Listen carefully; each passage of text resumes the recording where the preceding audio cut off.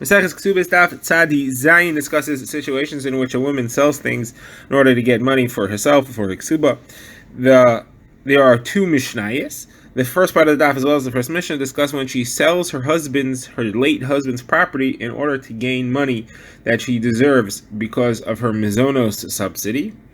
And the second Mishnah will take us to the conversation of what happens when she tries to sell her ksuba. So let's begin. We're talking about a situation where a woman, her husband had died, his children inherited his estate, and she deserves now a ksuba, as well as mazonos, as well as a food subsidy to keep her fed.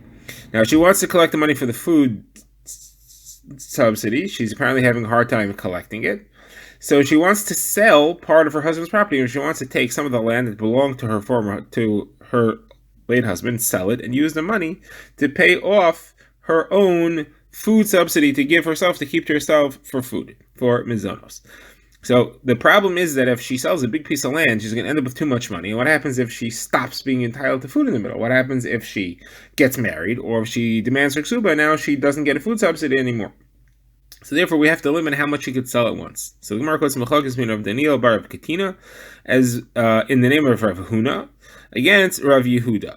Now, the question is, how big a piece of land can she sell at once? So according to Rav Huna, she can only sell a year's worth of mizonos land, meaning she can't sell a bigger piece of land or a more expensive piece of land than would provide more money than she needs to be fed for a year. According to Rav Yehuda, that number is only 6 months.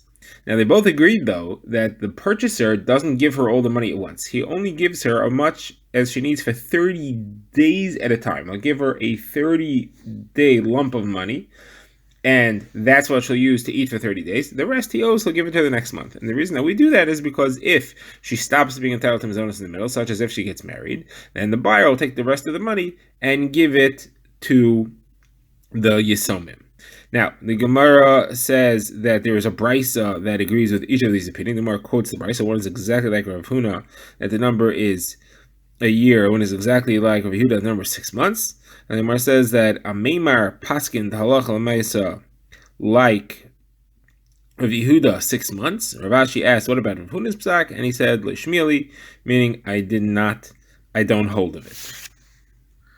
Okay, very nice. Now the Gemara wants to know what actually happened now was that she sold land which belonged to the Yisomim. Now those Yisomim owe her a ksuba at some point. So what happens if she comes to take the ksuba and they say, hey, there's no money? Can she go take that piece of land that she sold, and she herself took the payment for the land as mazonos? So Yisomim didn't get anything, but it is Yisomim's property. So maybe if she wants to get ksuba from the Yisomim, she could go to the person who she sold that land to herself and say, now I'm taking it away from you as payment for my own ksuba, because it's nechasim mishubadim and I have a right to take it from whoever bought it from my husband's estate. So the Gemara says that this question was asked to Rav Sheshes, does she have a right to do that? So the Gemara said that the question is in the opinion of Rav Yosef. Rav Yosef is the one who says that when an almana sells property in order to collect mizonos, the responsibility to make sure that the sale stands is on the Yisomim. She's not responsible to guarantee the sale. The Yisomim are responsible to guarantee the sale. Therefore, in that opinion, it makes sense that since it's going to be the Yisomim's loss, and the Yisomim are the one who owe her, it could make sense that she can take that and land away. Now, Rav Yosef also holds if the Beis Din sells the land, the responsibility is on the Yisomim. So the question still stands, though, can she say, hey, I'm not responsible to make sure you keep this land, the Yisomim are, and they owe me money, therefore I'm going to take it away from you and you go complain to them? Or can they say to her, listen, you're not responsible to make sure that other people don't take the land away because you sold it to us and it wasn't your responsibility, but you are responsible that you don't take it away from us, that you're the one who sold it to us, maybe you can't take it away from us for money that's owed to you. So the Gemara says, Rav Sheshes answered them that we have a very clear source that shows us that she's not allowed to take that land away. And he quoted for them brisa that said she can keep on selling all the property of her husband's estate in order to collect mizonos until she leaves over just enough to collect ksuba, and she relies on that in order to collect ksuba. So you see clearly she has to leave over land in her husband's estate to collect ksuba from. She can't sell it all and go collect ksuba from land that she sold already by taking it away from the buyer. So Gemara says maybe not. Maybe she could. The only reason that the Brisa tells her not to do that is because it's not a good idea, because she'll get a bad reputation. She'll get a reputation as someone who sells and then backtracks on the sale. That's not good for shidduchim. So maybe really she's allowed to. It's just the Bryce is advising her against it. So the Gemara says that can't fit in the wording of the Brisa. The Brisa says she relies on the leftover land that she's leaving to collect Kesubos. The fact that she has to rely on it means she can't get it any other way, and she cannot go take land away from the people that she sold it to.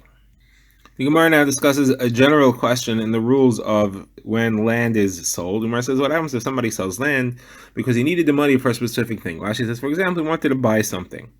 Then it turns out that he didn't need the money. Now he wants to undo the sale. He wants it back. He wants his land back. Does he have a right to say, hey, I only bought the money for a specific reason, and it turns out I didn't need it, so I want it back?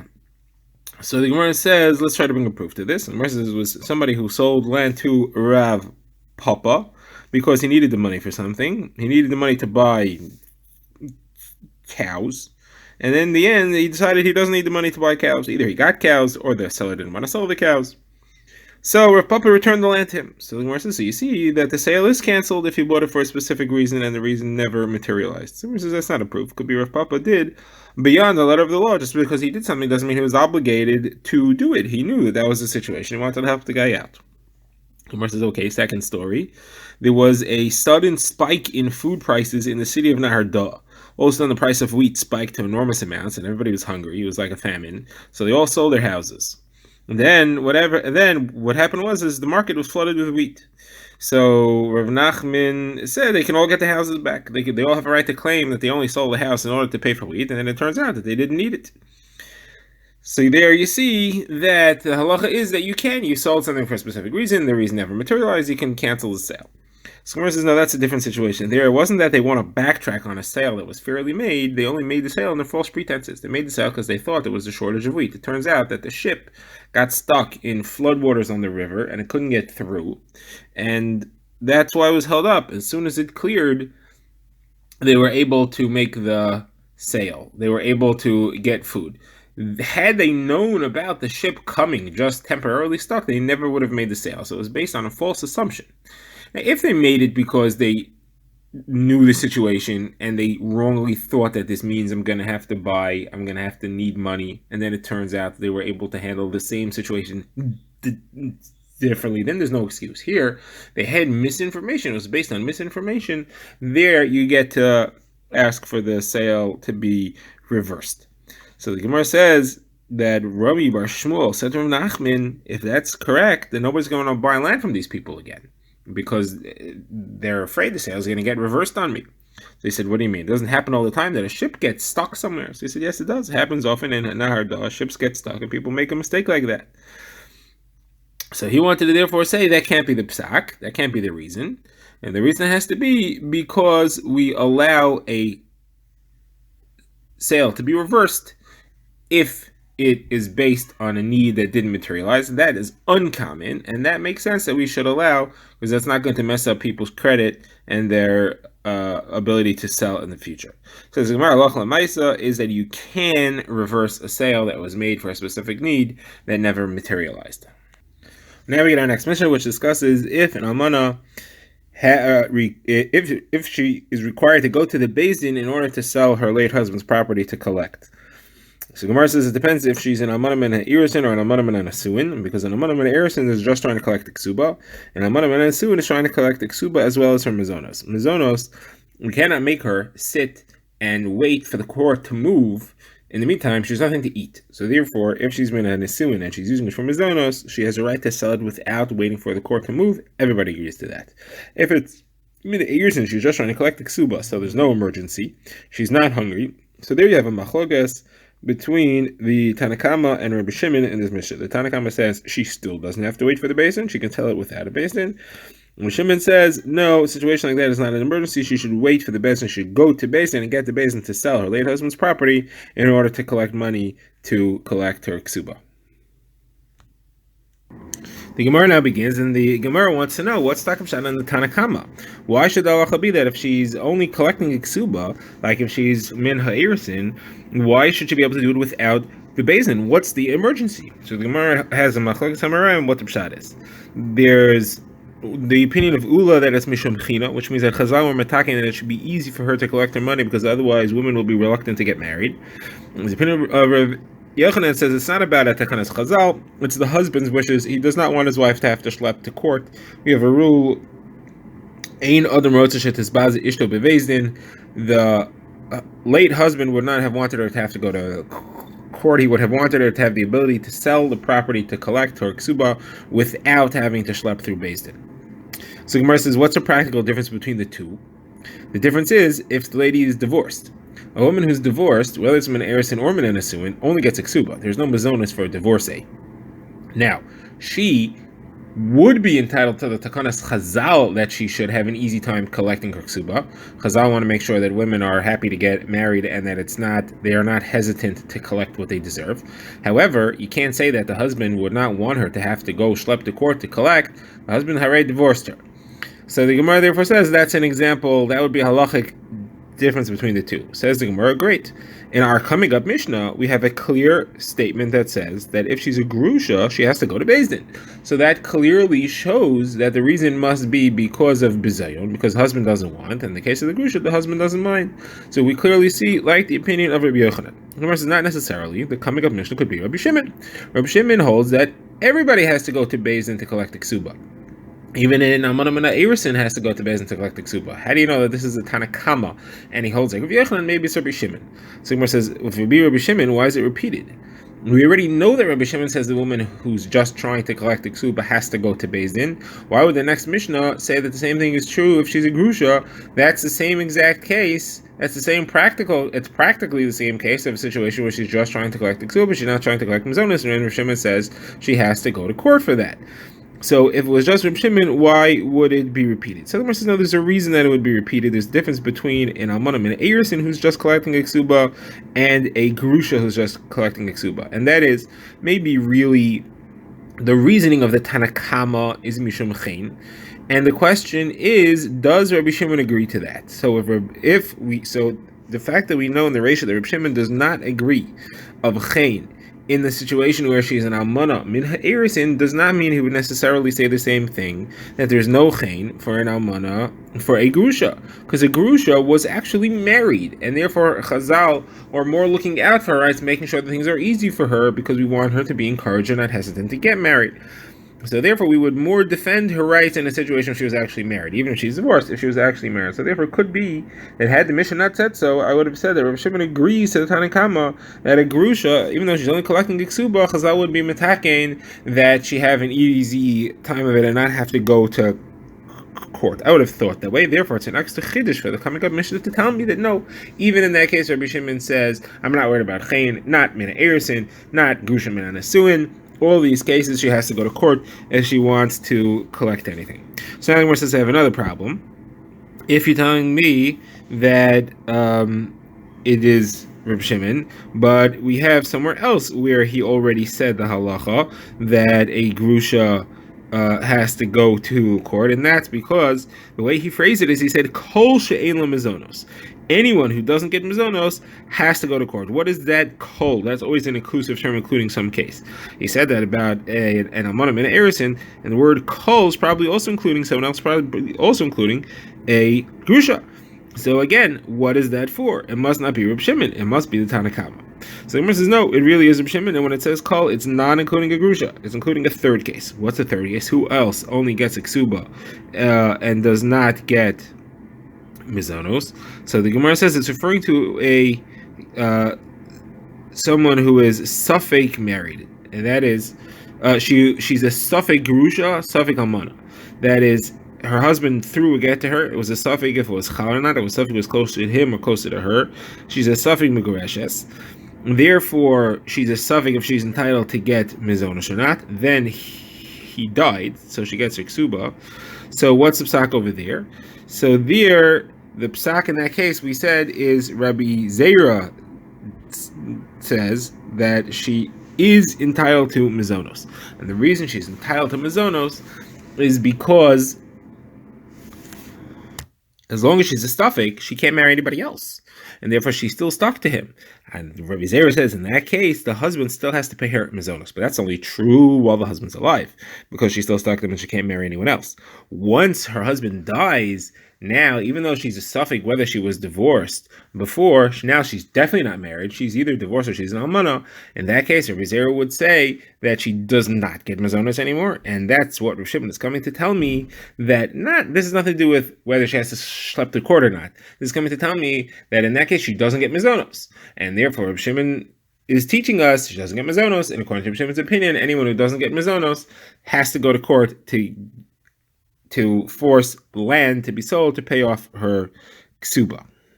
The Gemara now tries to bring another proof in the machlokes between Ula and Rabbi Yochanan, what the reason is that the Tanna Kama holds that a woman has to go to court that a woman does not have to go to court, that is, to collect her ksuba.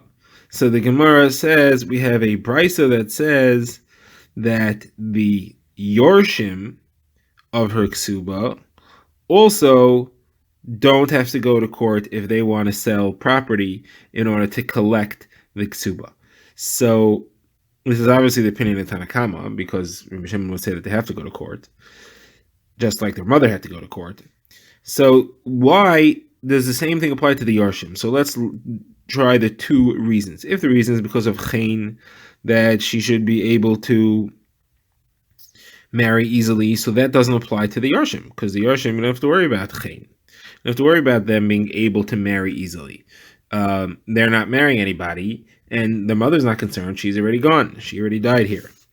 So there, that wouldn't make sense. If, however, the reason is because that the father didn't want them to have to go to court, so just like he didn't want a mother to have to go to court, he didn't want them to have to go to court, it makes sense. So that must be the reason. So we've therefore proven, like Rav Yochanan, that is because of not going to court. So the Gemara says, Ula will explain it, and I'll say it fits. We're talking about a case where the inheritors who are trying to collect this are a daughter or a sister. There's a woman, and therefore there is still a chayin concern that they're not going to want to get remarried. They're not going to want to get married on their own, and therefore Chazal were mataking that they don't have to go to court. We now begin the next Mishnah, which contains an added repercussion of the machlokas between Rabbi Shimon and the Chachamim, whether a woman who's receiving only ksuba has to go to Beis Din to sell her husband's land in order to be able to collect it. In this case is where she sells part of the ksuba, or she was mimashkein part of her ksuba, that is, she gave it to someone else to own to collect, or she gave away part of the ksuba. She did something to minimize, to partially collect some of the ksuba. So in a case like that, she no longer has the ability to get mizonos. The only thing she can get is the rest of the ksuba.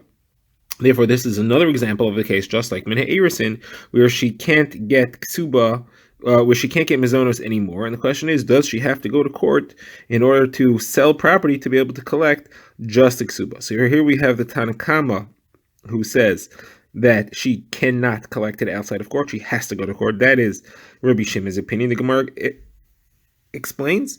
And we have the Chachamim, who are quoted by name in the Mishnah, who says she can sell pieces of her ksuba off in as much as she wants, and she still has the right to sell off the rest of the land without going to court.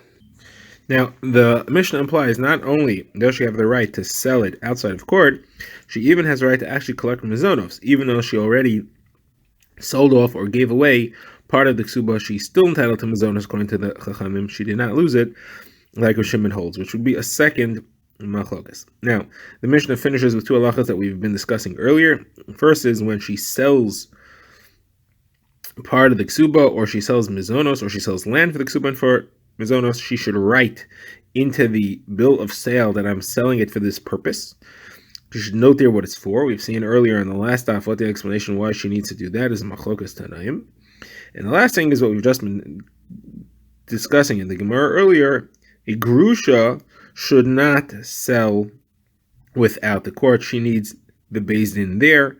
And as we've seen, the Gemara discussed whether that was Reb Shimon talking or that was the Tanna Kama explaining that line. The Gemara now begins, and the Gemara wants to focus on this machlokas as to whether partial collection of the ksuba has the same halacha as full collection of the ksuba. So the Gemara says, if you look carefully at the Mishnah, the Tanna Kama is Rabbi Shimon, as we explained, and Rabbi Shimon is clearly holding that if she collects, sells, makes a mashkon, makes if she sets aside part of the ksuba to pay off a debt, any of these things, if she uses up part of the ksuba, counts as the whole ksuba, and she's no longer entitled to the food subsidy. She's no longer entitled to mizonos. So that means Rav Shimon is holding that part of something is like the whole thing. If she collects part of the ksuba, it's like the whole ksuba. She doesn't get mizonos anymore, and the Tanna Kama holds otherwise. The problem is we see a different case where the opinions seem to be reversed. We have a machlokes between Rabbi Shimon and the Chachamim about Besulim. So the way we have the Brisa is Rabbi Meir against Rabbi Elazar and Rabbi Shimon. When it says that a Kohen Hagadol has to marry only a Besula, it says V'hu isha bivsula hayikach. Question is, what about a Logeres who is only partial psulim because age removes some of it, and what about someone who's nival shelo kidarka? So there we have the machokes breaks out the opposite way. Rabbi Shimon is the one who holds it's Rabbi Shimon and Rabbi Elazar who hold that it's kosher, even though only part of the psulim is there, and she is allowed to marry the Kohen Gadol. And Rabbi Meir holds she's puzzled to marry a Kohen Gadol because only part of the psulim is there. That means Rabbi Meir is holding that part of the psulim there doesn't count like the full psulim, which is the opposite of what he says here, that part of the ksuba being left behind counts as a full ksuba being left behind. Rabbi Shimon holds the opposite. Here he says that part of the ksuba being left behind does not count as a full ksuba being left behind, but by psulim he says part of the psulim being still around counts as a full psulim. So it's a contradiction. So Mar says it's not a contradiction because over there they're not arguing over whether the concept of part counts as whole. They're arguing over what is the drasha that we make from the wording of the psukim where it says biv sulha. It's a funny word, and they darshan it differently, but there's no general rule that you can apply from here. Rameir says as follows: if it would have only said psula, that would imply even partial besula. If it says bisuleha, that implies the entire besulim have to be there. It says biv suleha, that says that it's only if it's kidarka, shalo kidarka does not count. Rabbi Elazar and Shimon hold otherwise. They say besula shows that if it would only say besula, that would be the entire psulim have to be there. It says bisuleha, that means even part of the psula, and biv suleha means that everything has to be there, whether kedarka or whether shalo kedarka. So again, it's just about how you read the psukim, how you say the drasha from the psukim. It's not a general rule. You could apply it to other cases, and generally they would say that a partial besulim, that a partial ksuba left behind doesn't count as any ksuba.